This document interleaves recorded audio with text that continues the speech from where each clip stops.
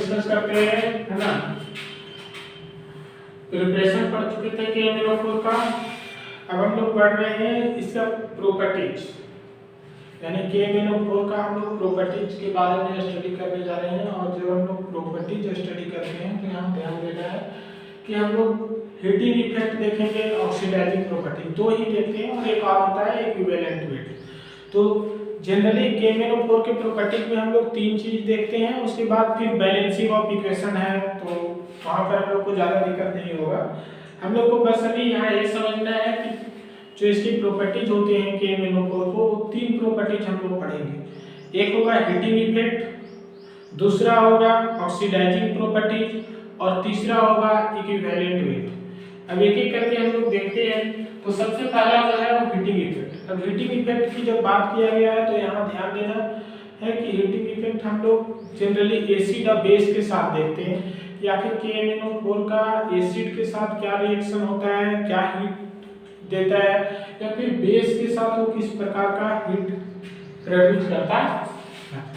अब जैसे यहाँ पर एग्जांपल लिया गया है, तो अगर आप लोग देखें हीटिंग इफेक्ट ऑफ KMnO4, यहाँ पर दो कंडीशन बताया गया है H2SO4 का। एक बार हम लोग लेंगे कि हॉट मतलब और कॉन्क, कंसंट्रेटेड और डाइल्यूट आप जानते हैं, तो कंसंट्रेटेड एंड हॉट कंडीशन में देखेंगे क्या होता है KMnO4 का रिएक्शन, और उसी तरह से कोल्ड एंड मतलब कॉन्क कंडीशन में जब H2SO रहता है उस कंडीशन में KMnO4 का क्या रिएक्शन होता है। तो ये हीटिंग इफेक्ट एक हो जाएगा। दूसरा हो जाएगा KOH, NaOH, ये सब के साथ देखेंगे। तो सबसे पहले यहाँ पर हीटिंग इफेक्ट KMnO4 को रिएक्ट करते हैं कोल्ड एंड कॉन्क H2SO4 से। ये रिएक्ट होकर क्या बनता है, तो पोटेशियम सल्फेट बनता है, फिर मैग्नीज हेप्टा ऑक्साइड बनता है। ये मैग्नीज हेप्टा ऑक्साइड जो है वो एक्सप्लोसिव होता है, मतलब एक प्रकार से विस्फोटक की तरह कार्य करता है, तो हमें इसे केयरफुली करना होता है। फिर H2O है, क्या है H2O। अब यहाँ Mn2O7 है, ये Mn2O7 जो है वो फिर पैरोक्साइड में चेंज हो जाता है, साथ साथ ऑक्सीजन देता है। तो हम लोग फर्स्ट स्टेप में देखें कि ज्यादा इंपॉर्टेंट नहीं है ये हीटिंग इफेक्ट, बस ध्यान रखना कि क्या बनता है। तो अगर फर्स्ट स्टेप में हम लोग देखें तो पूरा देखने के बाद हमें यही पता चला कि KMnO4 को जब कोल्ड एंड कॉन्क H2SO4 से रिएक्ट करते हैं तो ये लास्ट में ऑक्सीजन प्रोड्यूस करता है और पैरोक्साइड में चेंज हो जाता है। उसके बाद अगर हम लोग KMnO4 को hot and concentrated, generally hot and concentrated H2SO4 होता है, कोल्ड बनाने के लिए हमको उसको कुछ समय के लिए उसके वाटर को फ्रिज में या ठंडे चीज में रखना होता है, तो हम लोग जनरली हॉट एंड जो कंसंट्रेटेड है इसी रिएक्शन को हम लोग बार बार यूज करेंगे। तो ये वाला हमारे लिए VBI इंपॉर्टेंट है, ठीक है। तो यहाँ पर जब KMnO4 को हम लोग रिएक्ट करते हैं H2SO4 जो हॉट एंड कॉन्क है, तो ये बन जाता है potassium sulphate, manganese sulphate, water and यानी ऑक्सीजन। अब यहाँ ध्यान देना, एसिड ऑक्सीजन भी इसको बोल सकते हैं। तो ये जो है ये रिएक्शन आपकी बहुत इंपॉर्टेंट है, आगे भी आपका काम है। उसके बाद आ गया थर्ड नंबर में। थर्ड नंबर में अगर हम लोग देखते हैं तो KOH के साथ जब हम लोग हीटिंग इफेक्ट देख रहे हैं कि KOH के साथ अगर हम लोग KMnO4 को हिट करते हैं, ऐसे भी आप जानते हो KOH जो होता है वो सॉलिड फॉर्म में आता है, उसी को आप बीकर में डालकर थोड़ा सेकिंग करो तो देखना कि वो अपने आप क्या है हिट हो जाता है, उसका लिक्विड फॉर्म में चेंज होता है वो हीट।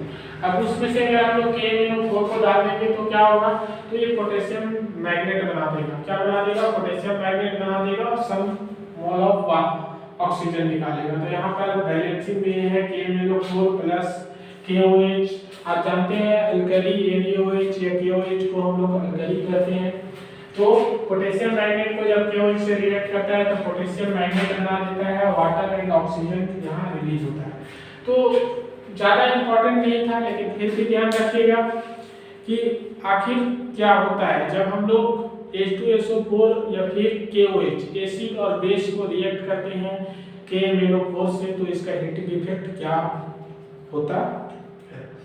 अगर हम लोग एसिड के तरह देखिए एसिड से क्या होता है, तो हम लोग देखते हैं कि यहाँ H2SO4 है, HCl मिलेंगे, HNO3 मिलेंगे, सब में एक ही कंडीशन है। तो अगर हम लोग देखते हैं कि इन सब से जब रिएक्ट करते हैं तो कोल्ड एंड कंसंट्रेटेड कंडीशन में या हॉट एंड कंसंट्रेटेड कंडीशन में तो ये पाइरोलुसाइट में चेंज हो जाता है और साथ साथ ऑक्सीजन प्रोड्यूस करता है। उसी तरह से अगर हम लोग सेकेंड में देखें KOH के साथ या अल्कली के साथ KOH NaOH के साथ अगर हम लोग देखते हैं रिएक्ट करके KMnO4 को, तो ये जो है वो एक प्रकार से पोटेशियम मैग्नेट का निर्माण करता है और साथ साथ ही एक ऑक्सीजन प्रोड्यूस करता है।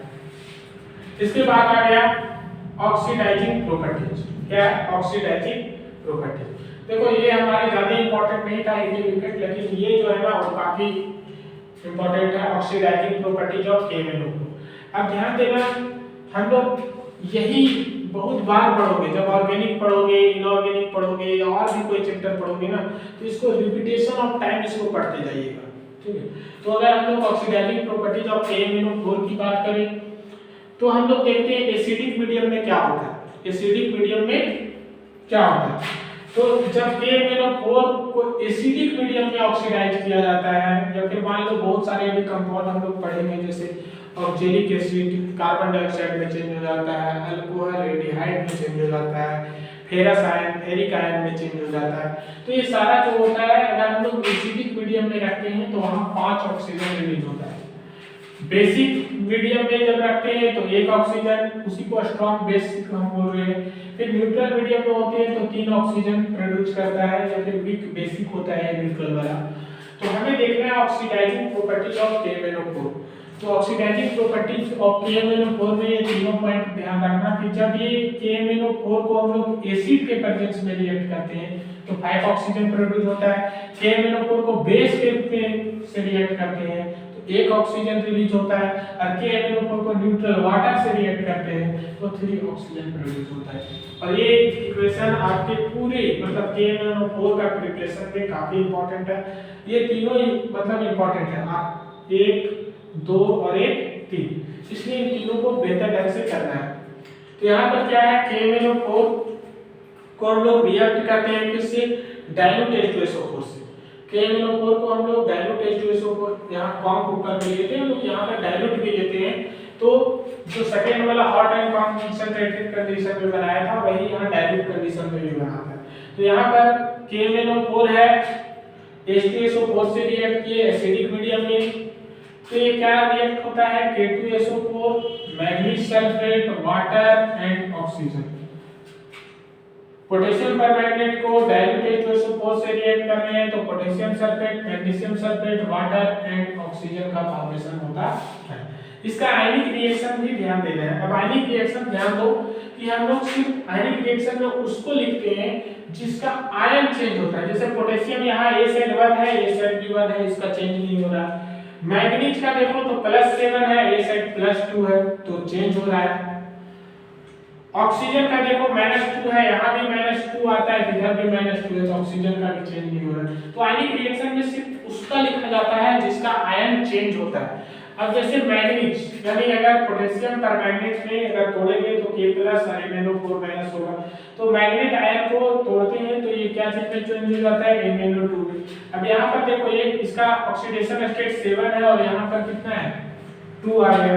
कितना का डिफरेंस है 5 का, तो यहाँ 5 इलेक्ट्रॉन जोड़ दिए। क्या किए 5 इलेक्ट्रॉन जोड़ दिए।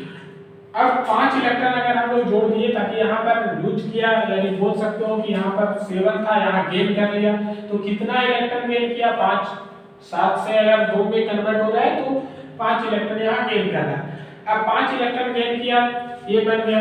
अब कहोगे कि यहाँ पर ये तो ठीक है कि ये मैग्नीज के लिए हो गया, ऑक्सीजन के लिए क्या करें, तो ऑक्सीजन यहाँ पर कितना है 4, तो उतना ही उसका वाटर, ऑक्सीजन जो होता है वाटर का फॉर्मेशन करता है, तो 4 ऑक्सीजन है तो कितने वाटर का फॉर्मेशन करेगा 4 वाटर का फॉर्मेशन करेगा। इसका मतलब कितने हाइड्रोजन यहाँ जोड़ना पड़ेगा 8H+ आयन जोड़ना पड़ेगा। सिंपल सा होता है, बहुत भास्ट नहीं होता, बस सिंपल ध्यान देना होता है कि ये पूरा का ऑक्सीडेशन स्टेट पहले लिखना होगा जो रिएक्शन में है। उसके बाद हम लोग देखते हैं कि किसके आयन चेंज हुआ, left side and right side, reactant and product में किसका आयन चेंज हुआ।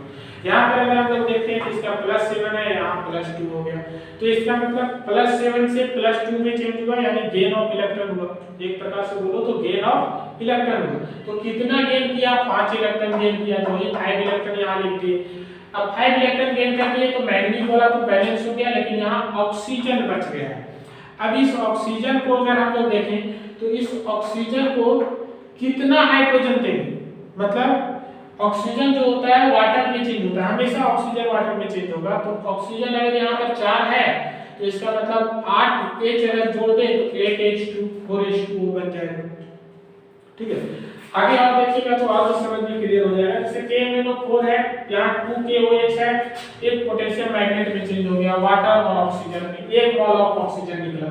अब यहाँ पर ध्यान देने की बात है कि इसमें चेंज क्या हुआ, मैग्नीज जो यहाँ +7 में था वो सिर्फ +1 में चेंज हो गया। तो यहाँ एनिक रिएक्शन में मैग्नेट मतलब यहाँ पर मैग्नेट आयन था, एक इलेक्ट्रॉन लिया, एक जो है वो इसको हम लोग पर मैग्नेट बोले, इसको मैग्नेट आयन बोलेंगे।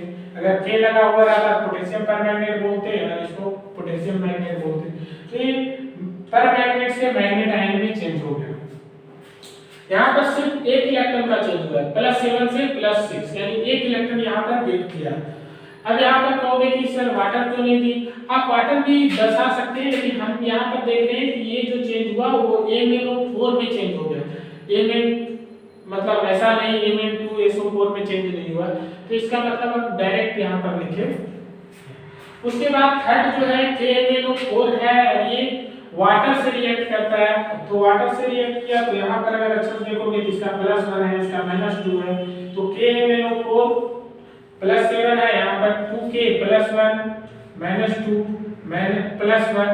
ठीक है, यहाँ पर MnO2 में चेंज हो गया, पायरोलुसाइड में चेंज हो गया। इसका मतलब है कि ये +4 में तो कितना इलेक्ट्रॉन का गेन किया, +7 से +4 जाने में ये 3 इलेक्ट्रॉन को गेन किया। तो वही यहाँ पर हम लोग लिखेंगे 3 इलेक्ट्रॉन गेन किया और ये बना दिया MnO2। अब देखो 2 ऑक्सीजन यहाँ जुड़ चुका है, तो यहाँ पर कितने ऑक्सीजन और बच जा रहे हैं? 2, तो 2H2O लिखेंगे। इसका मतलब है कि हाइड्रोजन कितना लगेगा? 4। तो आयनिक रिएक्शन ज्यादा फास्ट नहीं है, बस समझने का कंसेप्ट है। अगर आप कंसेप्ट समझ गए तो आयनिक रिएक्शन समझ में आ जाएगा। सबसे पहले हम लोग मैग्नीज आयन वाला देखते हैं, उसके बाद देखते हैं कि मैग्नीज कितना से कितना में चेंज हुआ। जैसे +7 से कहीं +2 में हो जा रहा है, कहीं +4 में हो जा रहा है, तो उसके अनुसार इलेक्ट्रॉन हम लोग जोड़ देते हैं कितना इलेक्ट्रॉन गेन किया है। उसके बाद ऑक्सीजन को बैलेंस करते हैं, तो जितना ऑक्सीजन रहेगा उसके अनुसार यहाँ पर हाइड्रोजन जोड़ देंगे, क्योंकि ऑक्सीजन वाटर का फॉर्मेशन करता है और आयन जो है वो बैलेंस। लेकिन सबसे पहले आपको ऑक्सीडेशन स्टेट निकालना पड़ेगा। अब एक और प्रॉपर्टीज है जिसका हम लोग बोलते हैं, वो भी हम यहाँ पर लिख ही दे रहे हैं कि नेक्स्ट वीडियो में लिखेंगे। तो चलिए, ये आपका 2 प्रॉपर्टीज बताए, हीटिंग इफेक्ट और दूसरा हम लोग बताए ऑक्सीडाइजिंग प्रॉपर्टीज। ठीक है, अगर इसको एक छोटा सा कंसेप्ट में अगर हम लोग देखें तो हीटिंग इफेक्ट में क्या होता है? हीटिंग इफेक्ट में हम लोग देख रहे हैं कि जब H2SO4 लेते हैं, ठीक है, यानी एसिड लेते हैं, तो ये एक प्रकार से पायरोलुसाइड में चेंज हो जाता है, या फिर ये पोटेशियम मैग्नेट में भी चेंज होता है। पोटेशियम सल्फेट है ना, मैग्नीशियम सल्फेट वाटर में चेंज हो जाता है। और वही चीज अगर KOH लेते हैं तो वहां पर भी एक प्रकार से हमें देखने को मिला कि वो potassium magnet plus water and oxygen में चेंज होता है। हमारा फर्स्ट वाला ज्यादा इंपॉर्टेंट नहीं है, अगर ना भी समझ में आए तो ज्यादा इस पर प्रेशर नहीं लगाना है। हमारा सेकेंड वाला जो है वो इम्पोर्टेंट है। ये तीनों रिएक्शन जो है ना आपका VVIE है, क्योंकि इससे बहुत सारे इक्वेशन बैलेंस होगा, इसको अच्छा से ध्यान रखना है। यहाँ पर ये भी ध्यान देना है कि जब KMnO4 पोटेशियम परमैंगनेट एसिड के साथ रिएक्ट करता है तो 5 मोल ऑफ नेसेंट ऑक्सीजन निकालता है। अगर बेस के साथ करता है तो 1 नेसेंट ऑक्सीजन रिलीज करता है। और वही चीज अगर न्यूट्रल मतलब वाटर के साथ रिएक्ट करेगा तो वो 3 मोल ऑफ ऑक्सीजन प्रोड्यूस करेगा। That's it. बाकी नेक्स्ट वीडियो